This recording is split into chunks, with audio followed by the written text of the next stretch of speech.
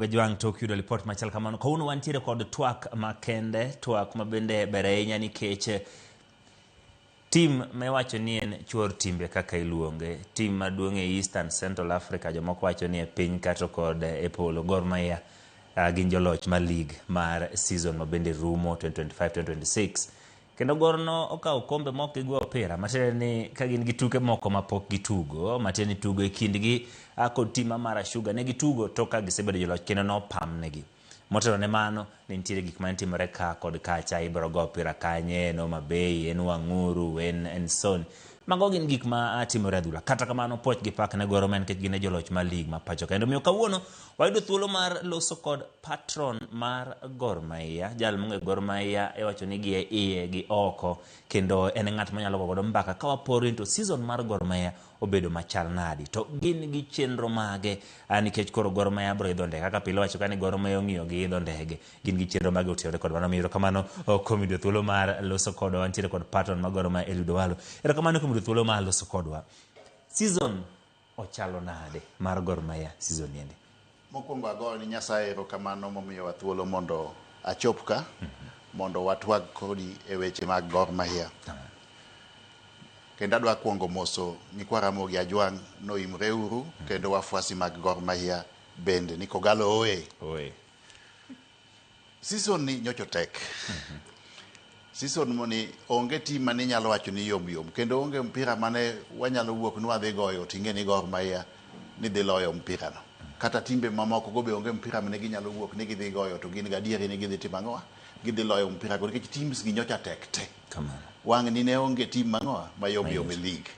Mano aneno ni ber nikech eka biro miyo standards mag mpira dhi kanye dhi malo kaka dwarre Kenya ka. Kamano. Gor Mahia gi fans mage giwacho ni gin gi ng'iyo gi okombe. Yes. To Gor Mahia nigi chike mar ni opira ni en mana chike adek kende nyaka ilo points adek kotamore dok e namba 1. Yes. Ng'eyo ni ng'at moseluwo Gor kendo katugo tuke ge duto. Yes. Adwa ni imiwa sigana kaka moko kuom tuke minyalo wacho ni obede mamit season ni minyalo paro nikech tuke duto mag Gor Mahia kitugo Nairobi kaka intie to nyaka dhi to bende ibiro nyiso bang'e to mage mano bedo matek minyalo paro e season ni. Ingeni season ni mokwongo mpira mane wakwongo goyo e league ni ingeni ne walus 1-0 kamano ni jo bidko. To mano noyudo kane waparo ni waloso team kaka ne dware. Inyalo paro ni kane pok season ni ochakre ne watudre gi management mar club mwakelo players mang'eny mwa e national team machalo kaka Brano Mondi jagol, Michael Kibwage defender, Lewis Bandi defender, Siraj Mohamed defender, gi mamoko bende machalo kaka Felix Oluoch. Matino temo jiwo team. Ne watemo jiwo team. Kamano. Koro ne wachako season gi bwoko mathin kane walus. Bang'e no kendo mpira ma anyalo paro mane tek kabisa ma wiya ok nyalo wilgo en mpira mwagoyo gi Murang'a Seal Kasarani. Kamano. First half gisechwadwa go ndariyo. Ma jomoko no wene no pira gi diere. Kamano. To bang'e kanyo nyisi ni timu wang' ni ne wan gi team ma inyalo wacho gi dho kimombo ni resilient. Ne wawuok piny ka wan go ndariyo piny mwachak waloro Murang'a Seal go ndang'wen kumadi? Kumariyo. Mano mpira ma wiya ok nyal wilgo. Kamano. Mpira kendo machielo ma wiya ok nyal wilgo en mpira mwago gi kaka Mega Homeboys. Mumias. Mano ing'eni koro sano noyudo ka wan neck to neck gi FC Leopards. Kamano. Wadhi kucha mang'eny ji ne paro ni kaka Mega Homeboys dhi timo ang'o? Dhi dinonwa. Mpira dogore. Kachopo dakika 80 gi wiye wayudo gol. Walogi 1-0 waduogo ka gi points adek. Kamano. Mpira kendo ma wiya ok nyal wilgo en mpira mwago gi AFC second leg. Mpira notwere kabisa. To hawi maber kendo wachako wayudo ang'o? Wayudo gol dakika 80 gi wiye. Kamano. Mwakawo points adek. Koro kanitiere mpira ariyo manyalo wacho ni omiyo wajingo kabisa mar mondo wakaw ligi higa ni en mpira mwaloyo AFC to gi mpira mwaloyo Murang'a Seal. To mar adek kendo mpira machielo en mwago gi Police. Kamano. nikech police okwongo loyo to bang'e kendo wadhi mwatimo ang'owa wa equalize point achiel mwayudo kwagocho gi police ne en point ma muhimu kabisa mage mpiche matek ma anyalo paro ni wagoyo e ligni kiweyo first leg bende wa lose to AFC 1-0 kamano bedo telo kaka seche moko in patron kata jok matelo ne Gor Mahia nitiere pressure mathoth dwaro mag fans to kod dwaro mag jotugo ere kaka un kaka jok mantiere telo malo uneno ni utudo fans kaachiel gi jotugo gi technical bench mondo mi team odhi makare kang'eni ka season chakre tuketo ga ni target wa season en ma gima ing'e kaka season ni target ne wan godo en mokwongo ni nyaka wakaw league nikech season mokalo cha ing'e ni wawuok e lwetwa nono league ne ok waloyo to kendo iyudo ni higa mokalo cha Mozart Cup bende ne wadhi nyaka final to walose ni Nairobi United in fact mano be kendo mpira ma wiya ok nyal winjo mpira mwago gi Nairobi United Dandora mwakwongo waloyo kwa lead 1-0 to Nairobi United otimang'o o equalize to mpira no notimang'o okethre orumo to ok nokethre ni jogore mokethe nokethre ni jo Nairobi United emo nochako ba gik moko e pap nikech wan ne mpira oloyo mwayie ni mpira oloyo ma players wa noikre mar dhi mbele gi mpira mano be ne mpira matek ma en to wabo tieko wach ne chieng' Jumapili en wabo tieko wach ne chieng' Jumapili koro ka ng'iyo season ni mokwongo nitie jok manyaka go ni yiero kamano mokwongo en office mar Gor Mahia office mar Gor Mahia kotelnegi senior council Ambrose Rachier gitemo ndi kendo gitiyo matek ndi higani ne gin focused iwacho ni ne gin gi the eye on the ball kata ka nitie intrigues moko mang'eny oko ka to gin focus ni wan league manyaka ne watim ang'owa ne wawin kendo gitiyo matek kabisa under a lot of pressure ing'eyo ni club Gor Mahia ka nitie pressure ma nikech Gor ng'iyo gi loyo Gor ng'iyo gi loyo ka gibire papo gi loyo makolow nitie a lot of pressure tanyalo wacho ni apani nikech experience mar chairman Rachier a cool and collected chairman kata under pressure en very cool and collected ok come to pressure mano namba achiel agono office mar Gor erokamano kendo gitiyo maber kanyakla ma gimiyo wawin league mar ariyo adwa go erokamano ni fans mag Gor Mahia fans mag Gor Mahia kata bed mana ni nitie mpira momne Gor lose kata Gor draw tiyudo ka ok gi lose hope iyudo ka kendo mpira mabiro giduogo mana e pap ka nitie mpira mwa lose kendo gichako gitimo ang'owa giduogo mana e pap kar rombgi mana kaka mpira mokalo cha kendo tim moro kendo maber ma fans wa o exhibit higani en wach mar ni tim moro mar njore nyocha onge ikoni tinde gin gi kwe mang'eny kata bed mano ne Gor olo mpira moro nitie ma Gor olo to giwuok mos kendo gidhi kanye gidhi dala ok gitimo timo marach kata ni hooliganism nikech hooliganism no osebet ka ketho nying club ok Gor Mahia kende to kata mana clubs mamoko miyo sponsors ringo koro kanyo kendo adwa goyo erokamano kabisa ni fans mag Gor Mahia mar adek jotugo anyalo wacho ni nyocha wan gi machua team nikech iyudo ni ne wagocho under a lot of pressure nikech demands mag fans ni mpira nyaka lo to samoro iyudo ni mpira chakre to wan piny kata gol achiel okuong lowo iyudo ka team kendo nyaka otim ang'owa dhi recover kanyo adwa goyo ni players duto tetete erokamano kabisa nikech giting'o nyingwa ang'owa nyingwa malo kendo kaka ne gichiko wachak higa ni nyaka gimiwa kikombe gimiyowa kikombe ang'owa adier then mar ang'wen adwa goyo erokamano kendo ni jokwaya mag Gor Mahia team kwaya gisebedo ka giringo gi Gor kamoro amora ma Gor goche igeni ng'at ma ose wuotho Gor ahinya Bulpek Buliot ka ji dhi to opek ka ji duogo kapono lo Gor Mahia team kwaya ni kaka kiloso kuome nikech en gima en yocho ni chuny Gor Mahia moko jo Russia gin gibed ga kanya ha go bul kiloso kuomgi mijingo mar gitiyo matek kendo gin ema gisebedo ka gitimo ang'owa gijiwo team to kendo giwer makata mana piny to giwer kabisa mamiyo wang'oa mamiyo wajingo kendo nyithindo gi osebet kadhi kamoro amora obed ni gor gocho Nairobi ka obed ni gor gocho oko kata mana piche matek machalo mwago Kisii mwagoyo Mumias kata mana mwagoyo Mombasa kata mana mwagoyo Murang'a kendo gitimo ang'oa gijitokeza kendo gidhi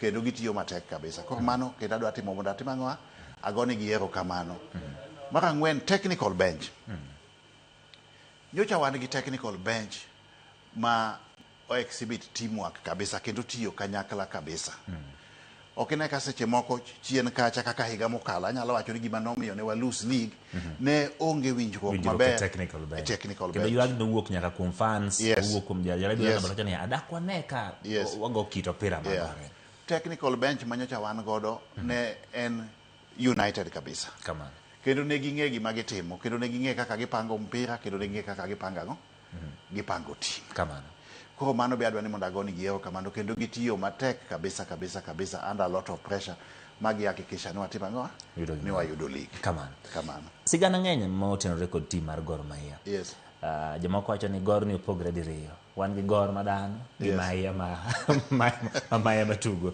kendo kanchogo mbaka gi jo Gor Mahia moko ne giwacho ni kama ni season ochope makoro season ne tek koro Mahia matugo ni nyalo wacho nang'o kit Gor gi kite team mar Gor Mahia ni Mahia ni en juogi mar Gor to nitiere Gor owuon to jomoko wacho nitie joma go pitch Gor gi jok matugo ne Gor yani jomoko biro gin gitugo ne Gor lakini nitie joma go pitch Gor mawacho ni juogi Gor chalo kaka religion en gima ka in fan mar Gor Mahia to en remo an aseluwo Gor Mahia higni mang'eny chakre 1981 nyaka sani kendo asewuotho gi team mar Gor Mahia ni one generation after another koro aseneno kaka Gor oringo chakre 1980s early 1980s ne wan gi team maduong' motegno kabisa mar Gor Mahia kaka team mokawo league 83 84 85 ne en team motegno kabisa bang'e kendo wabet gi team motegno kabisa 87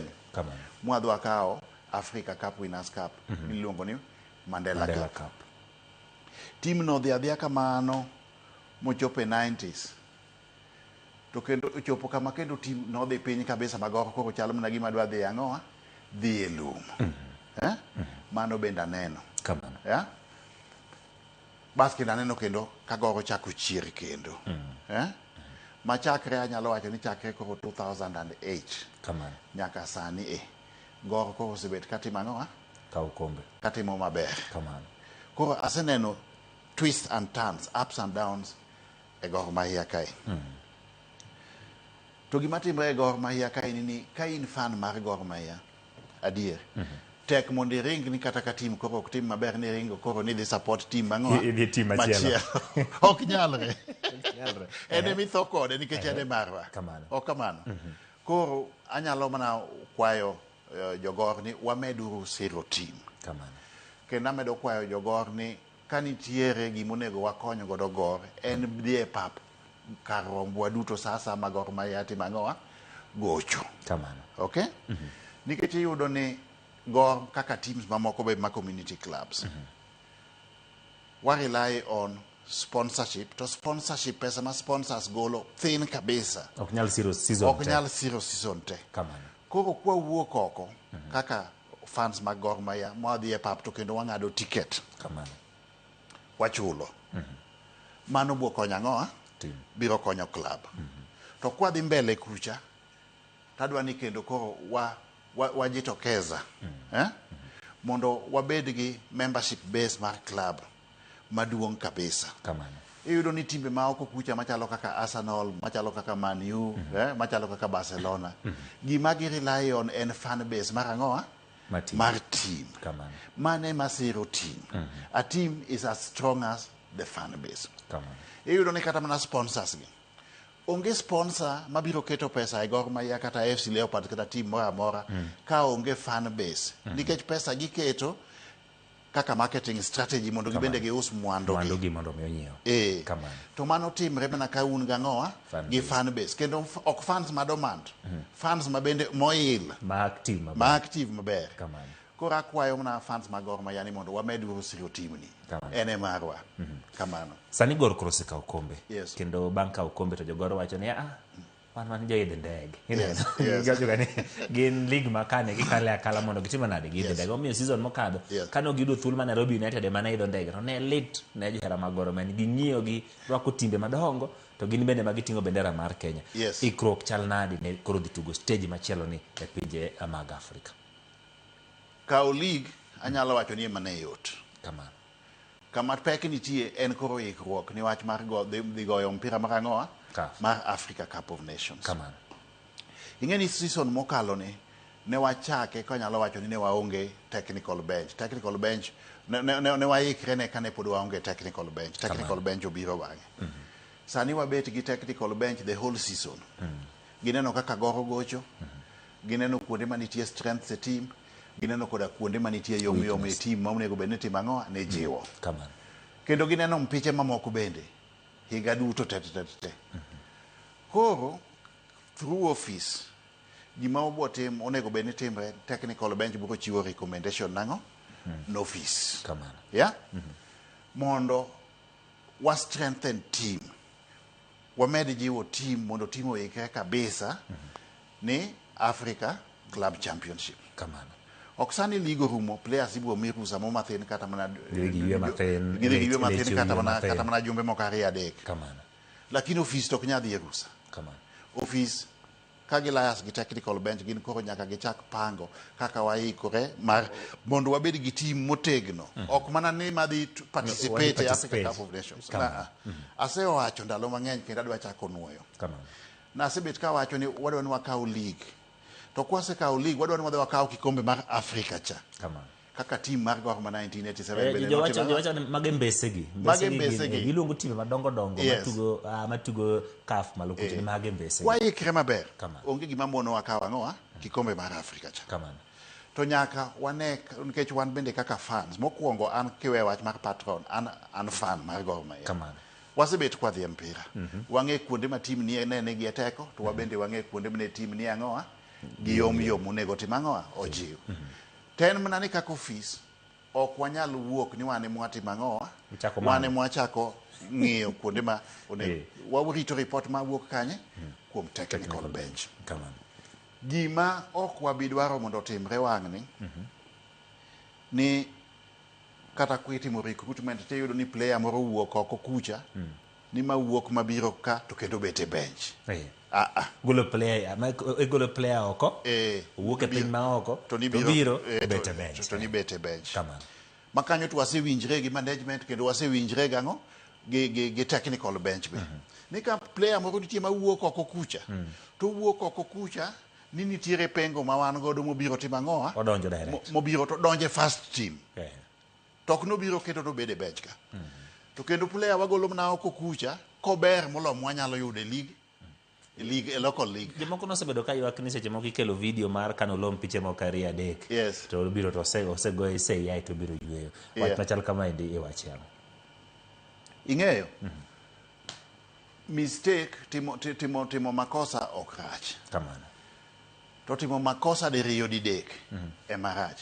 Ka makosa moro timre to mano watiyogo kaka lesson learned. Mondo wane kaka wanyalo improve kwa dhi kanye? Kwa dhi mbele. Koro an gima nyalo wacho kaka Patron. Wabiro layas gi management. Kalure gi recommendation ma technical bench ochiwo nengo ni management. Yeah? Mondo wahakikisha ni wayudo players mabeyo mogik magor nyalo timo ang'owa magor nyalo bedogo manyalo bedogo.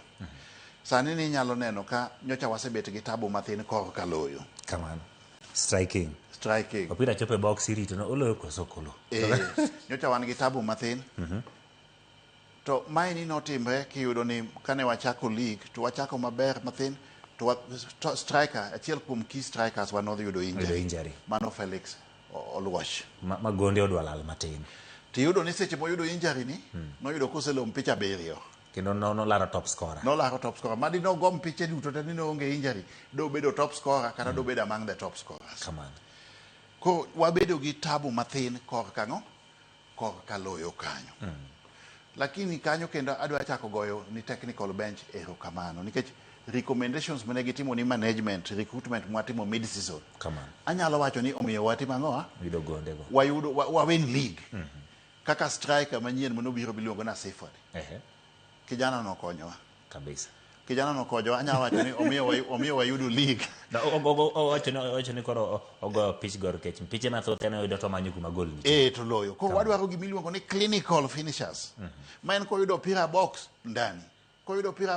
ndani kwano koro an kwa maoni yangu kaka fan aneno ni striking force kanyo onego wajiw lakini wabo mnajiwe kalure gi recommendation mowuok kuom ang'owa technical bench to kalo through management koro wabiro liars at all levels to waneno the best mwanyalo timo ni club mondo wabed gi club motimo ang'owa motegno to gima nyalo hakikisha ni fans en ni wabiro bet gi the best players mwanyalo yudo kuonde manene wane gi yom go ok wabi overhaul team pacha wuon kaka fan lakini kuonde mane wane gi weaknesses to nyaka watim ang'owa nyaka walosi kamano in patron ma team maduong' e Kenya ka kendo en team manigi jotugo mag Harambee Stars en iluongo nang'o en pek mane kata mana challenges mage mag bedo gi jotugo machal kama e team nikech ng'eni makoro wacho ni to Gor Mahia kono giwacho ang'o ji adi mawuok kono to AFC kono ji adi mawuoke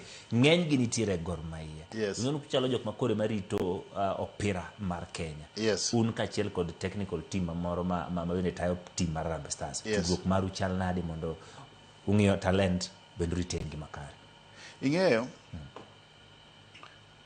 technical bench machiwo recommendation at the end of the season kech gine magitimo ka gise evaluate performance ma team to giwacho ni players gi magi onego watim ang'o wa retain players gi magi onego watim ang'o wa release players gi magi wa recommend ni mondo watim ang'o wa recruit to gi liars gago go fees koro an ng'ato kaka patron abiro mna konya ang'owa konyo fees kalure gi recommendation mowuok kuom ang'o technical bench mondo wabed gi the best the best players tan gima nyalo timo kaka be asebet katimo chien kucha en ni gimoro amora manyalo timo kaka patron mondo mi team ni obed motegno mondo wadwa kawo kikombe mar Afrika cha abro timo kamano in achiel kuom jogo mosewuok oko ma dwaro bedo jatend piny Kenya to iseneno piny Kenya gi kaka kit tuke ji ohero ok ng'wech ok en adhong' ok en opira ok en safari rally and everything talents ineno ka chal nade Kenya ka to ere kaka wanyalo bero weche mag tuke e pacho ka ok ahero ga riwo siasa gi mpira lakini nikech isepenja taboduoki talent wan godo Kenya ka to problem mwasebedo godo korka mpira en poor governance poor governance en gima osechandowa moloyo opira mar adhula kar ka mae momiyo iyudo ni sponsors osebet ka ok ket pesa malong'o e mpira kaka dwarore to bende iyudo ni teams kaka national team samoro iyudo ni ok tim maber kaka tim ang'owa kaka dwarre ko gimonego watim mokwongo ka wan gi policy framework maber opira ok inyal chako develop gi malo ka opira ichako develop gang'o gi piny onego wabed gi youth development centers kata talent development centers kinyalo paro apani ne pod in kijana mathin ndalono kata samoro ne pok onyuoli early 1980s ne wan Harambee Stars team motegno kabisa mwakawo East and Central Africa Sekafa Cup 81 82 83 higni adek malowore tiyudo ni players mnego cha Harambee Stars gi gin players manobedo identified 1972 1973 kane wan gi Olympic Youth Centers manotel nigi gi ng'ato niluongo ni Bernard Sgol ne gibedo identified kapod gin ang'owa kijende ma wachanga to gi develop mos manyaka gibedo mature players mane monego watim Kenya ka nyaka wabed gi youth centers talent development centers kachakre kanye e grassroots mondo wa identify talent kuom kijendewa kata joma nyiri kapod gin ang'owa kapod githindo to wanacha gi to gi grow ka gisebedo mature koro gin players manyalo bedo backbone mar national team to kendo ginyalo dhi goche e leagues makanye ma oko kucha to kine ka kichako develop mpira ka gi malo ka wabiro bet gi players mabeyo Kenya ka but ok gin good enough ma ginyalo gocho oko kanye oko kucha. Mpira nyaka bed developed chakre piny ku. Nyaka wabed gi under 12, under 13, under 16, 17 kadhi kamano ero. Magi makoro bedo feeder mar the senior team. Iparo mano omiyo ji mathoth diga neno piche mag secondary school nikech sani kata kidhi e kor gwenge Yes. o piche mag Secondary school, yes. Kendo ka thoth gi Yes. ni kuno kendo kit talent gilal no adiere kamoro kaidi. To gimonego watim nyaka wa strengthen youth teams be. Mamano management mag Gor Mahia temo mondo gi strengthen Gor Mahia youth team to kendo gi strengthen Gor Mahia Queens be. Nikech ka wan gi strong youth team ema koro bet feeder mar senior team. Iwinja? En easier mondo wa develop talent kapod ni piny to bet a youth team to koro graduate to senior team than wuok ni wadhi ng'iewo mpira kwa ngine jotugo ma team machielo. Wabutiyo gi pesa mathin mondo watim wa develop. Koro youth centers is very important. But kiwe youth centers ana uone pacha gima ok ahero kabisa makendo miya lit kabisa. En neno kaka jok mosemiyo wa mor ndalo ma gitugo kakoro chopo ne gise retire. Mago legends gichandre. Emomiyo ineno an ndalo moko ka nyocha dhi amanyo legends mag Gor Mahia te mano osegocho ni Gor Mahia makelo gi kanyakla machako gimiluongo ni Gor Mahia Legends Welfare Sustainability Fund.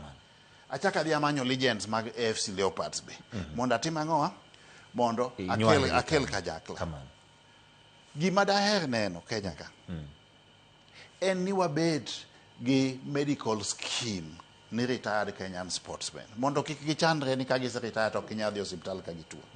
Ng'eny jok mondo gocho chon gi sani kineno ka giwuotho ka githemba chonge gi ginja kalure gi injuries mana otimang'o mana giro ndalo ne gigocho.